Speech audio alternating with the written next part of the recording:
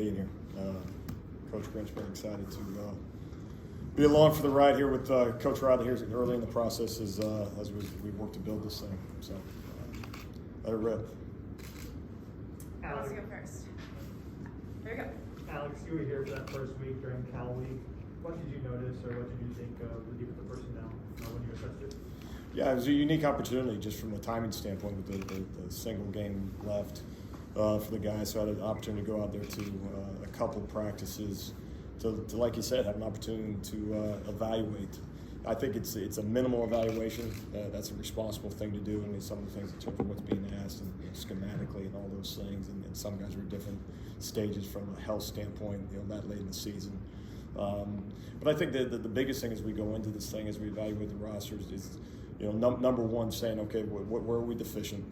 And be real honest about that evaluation. Also, with that is don't simply raise a bunch of red flags, or sound a bunch of alarms based on minimal evaluations. And so I go back to that week and saying, okay, there's a little bit of a baseline here. You got a little bit of an understanding who's played, and keep it in that very specific category. Then as we've come back here in these first couple of weeks, January now into February, is now evaluating based on now we get, okay, what do they weigh on that particular day? How they do in the weight room? How are they doing from a conditioning standpoint? And then combine that with some of the things that they've done in the past. And so with that, what we need to do is make sure that we're enhancing the roster, number one. And so, okay, where are we deficient? Sometimes it's easy to identify those things, but most importantly is we got to enhance those individuals within our program right now. And so there's a lot to be done in a short period of time. But what you saw was, I think, a fairly competitive group, and that's something that's kind of early on in the process. Saying a lot of guys looking to compete, which is a good starting point. Great. And then when you ask your question, I know it's repetitive, but if you can say your name and what affiliate you're with, just lots of new faces for everybody. Ryan? Coach, Ryan Young, TrojanSports.com. How would you explain your defensive scheme? How has it evolved over your time as a coordinator? Yeah, I think it's constantly evolving. I mean, I think the game has changed. I think one of the things as you go through it, we kind of took this system, kind of the core of this system back when we were at the University of Missouri. So that's in the SEC. That's 10 years ago now. But it was designed with a single gap approach in terms of the defensive front. So allowing guys to play in the gaps as opposed to playing in the net. And what that produced was the opportunity for guys, again, in our defensive front to have production. We took that system out to the Pac-12 at Washington State and saw similar outcomes and similar results that way. And then with that, the coverage schemes that are used behind it, a lot of it ties into the RPO that became so prevalent in college football, again, over the last decade. And so, marrying that up with that, again, single gap mindset in the front. And then adapted it, again, take it out to the Big 12 at Oklahoma. And you're seeing a little bit less in the quarterback run game and more of the RPO. What used to be kind of teams would dabble in it, now it is has a tendency that every single down of football has about 3 plays you got to defend, where it's a jet sweep action, the receiver's going downfield, and they can hand off the football, and the quarterback can carry it. So in any event, as I would describe it, again, the single gap approach, we use the term downhill. We want guys playing in the opponent's backfield. Have an opportunity for guys to be competitive in coverage, impede receivers' ability to run the route that is called, and so we wanted to put as best we can not cover grass, but instead cover men. So that's the back end approach, and ultimately what we want is the space and speed game that is college football, and obviously the same thing in the NFL. But to make sure that from a personnel standpoint, there is necessary speed to be very competitive in that way, take away the space that so often offenses are trying to take advantage of. Alex, Dan Greenspan with the Associated Press. One of the knocks on SC's defense the past few years has been that they've not been a group that tackles well. How do you fix tackling? How do you teach tackling? Yeah, so much from a tackling standpoint. One of the things we try to harp with our guys is there's no such thing as a solo tackle. And that goes back to the strain element of things. That goes back to the Guys running the football, the game tackle type of approach. Now, the truth be told, obviously there's opportunity for solo tackles. And so making sure, one, from a personnel standpoint, is you got the necessary speed to put yourself in a position to be playable on ball carriers as best you can before the play develops. As again, going back to that space and speed kind of quotient that you're always looking for. Space plus speed is a major advantage from an offensive standpoint. So we're trying to eliminate those things. Can we, put ourselves in a position from a schematic standpoint, personnel standpoint, and simply straining the football that we have a chance to, before an opponent can get to max velocity, to give ourselves the best chance to get them on the ground.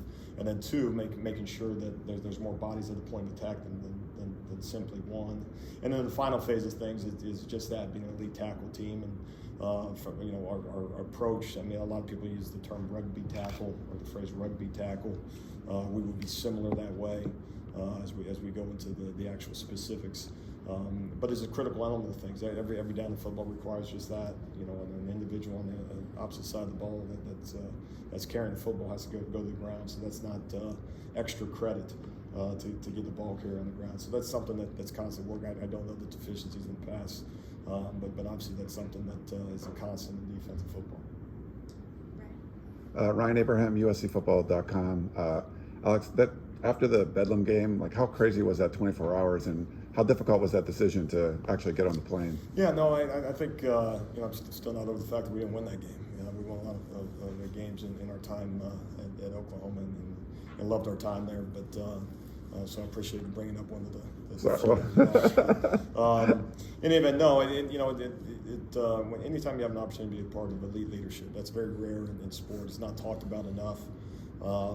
It's so often whether it's a college head coach or coaches in general kind of turn into characters in terms of how people kind of look at them. But when you see the inner workings, when you have an opportunity to be, I'll say it again, under elite leadership. As an assistant coach, that's very rare in this business. To be under elite leadership at elite institutions, now all of a sudden that is opportunities that you don't want to pass up. And so had a tremendous opportunity to work for Coach Riley at the University of Oklahoma, and a tremendous opportunity to work at another elite place in USC. So very excited to do that. Hey Coach, Mark Culkin, WeAreSC.com. Welcome back to the Pac-12. Thank you. You've been in the Pac-12, you've been in the SEC, you've been in the Big 12. Thinking back, why has this conference kind of fallen back, so to speak, among the other major conferences? Yeah, and I think you're referencing to the perception. Sometimes perception is reality. I think as much as anything, if you think about what makes elite football teams, elite programs, you're talking about obviously the personnel that's brought into each individual institution, how those players are developed, and then ultimately the product that comes with that. I don't have a specific answer that way. I mean, the consistency as I've gone through, I think every Power 5 conference at this point, other than the ACC, is there's more commonality than maybe people think.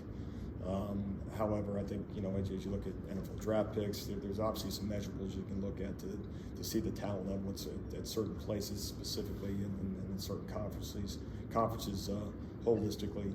But I think that's something from a developmental standpoint. I think that's the chief thing that you've got to continue to look at. And again, you're talking to a coach, so it's very specific to that. Is how you develop the student athletes.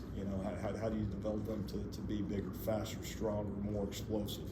It's one thing to bring them into your program. I like to think on the western half of the United States, I don't think that all of a sudden that there's not the body types or the high school coaching that doesn't produce guys that have the ability to be high level football players. Again, being in the conference, I've seen it, and so I think for us, as much as it's bringing in the right guys, I think that the thing that we constantly look at, and one of the things we got to focus on is it's the development piece, is making sure that we're real honest from a development standpoint. One of the things we use is combine standards. What does the NFL say is important for the individuals that they bring into that level? What's not Coach Grinch's opinion, Coach Wiley in our weight room, and this is something that we used at our last place. was making again the guys in the room very aware of what it takes to play at that level. Again, the best high school players play at ours, the best players at our level play in the NFL. And so really putting that in the guy's face and making sure that everything that we do from a program standpoint is to develop those individuals. And so that's the challenge for us. And again, I believe that there's individuals out west here that certainly can play at that level. Brady McCullough, Los Angeles Times. Talking about Coach Riley and his leadership. Everyone obviously his reputation is about his offensive mind, all that. You got to be there as he evolved as a head coach. Can you speak to what about him and the leadership that you saw is elite, just the leadership? Yeah, I think it's just establishing a standard across an organization, and maybe sometimes too is what is an offensive guy or defensive guy, but in college football, as in this area of college football, there's a tendency to the best offensive coach is obviously going to be the best head coach, and I'm revealing a little bit of sensitivity as a defensive coach when I say that, but what is so critical to an organization from a success standpoint is having a standard within the walls, a standard from a development standpoint, a standard from an academic standpoint, a standard by how people live their lives, and ultimately holding a group to that, and then competing at a high level each and every Saturday. And then so what to me is so rare is not necessarily that an individual is able to call a good game offensively and ends up finding a role as a head football coach. But okay, in that role as a head football coach, what's their success rate? I think you're talking about an individual won about 85% of his games. I say about, I think it's an exact figure. And as produced individuals on both sides of the football. And again, we use that term a lot around here in terms of the standard, having a standard for how we compete, how we live, how we do everything that we do, both from a staff standpoint and as the student athletes under his lead. But it's hard to give you, an accurate description without being in these walls on a day in and day out basis. And also, when you talk about leadership, it's not on your best days. It's sometimes on those worst days. And I'm speaking more from a player standpoint, and maybe even more so from a coaching standpoint. Is having those guys in a leadership role that is going to be have the players back and be in a position to be a mentor to them. As an assistant coach, you recognize that ability in the head coach. Ready, two more. Do Antonio. Hey, Alex, Antonio Morales from The Athletic. What were those early conversations like with Donte Williams, and what went into the process of retaining him? Yeah, I think when it comes to taking a new job at a new place, and from a staffing standpoint, obviously it's top down. From the athletic department to the head coach and on down from there. And then really what you're charged in doing is making sure that you've got the best individuals within those walls that also can develop the camaraderie and a true staff to put yourself in the best situation to be successful as a program. Some of that includes those individuals that you've worked with in the past. And obviously I think we got a good mix that way, big picture wise, specific to Coach Donte, was a guy that an individual that we've known over the course of time. Obviously, you get a respect factor for several guys as you're in the business long enough. Guys either that you've competed against on the field, competed against from a recruiting standpoint. All that stuff ties into it. And then most importantly, is having the conversation. Can this be a good fit for your program? And so you have those conversations as you look to. Not just build a staff, but ultimately enhance a staff, especially from the situation that we found ourselves in, coming from Oklahoma. Okay, do you do same as? Okay, well, in so many ways, yes, and then in other ways, you say, okay, how can we enhance it? You mentioned Coach Williams. I'll mention Sean Nua from the University of Michigan joining us, and there's several others in other capacities as you go through it. But having the opportunity to visit and kind of share our vision for who we want to be, what we want to be. Are there advantages to sometimes having an individual that's been a part of the program, only if they're good enough? To just give us the inner workings of USC football in the past. That has zero to do with him being a part of our current staff. I think he's an elite coach. I think he's an elite recruiter. Oh, by the way, I think he's a good person.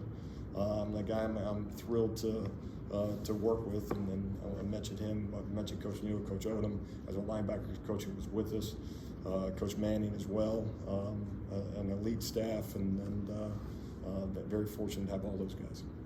We're actually going to end on that one because we have our next coach here ready to go. But thank you so much. All right, thank you. Peter.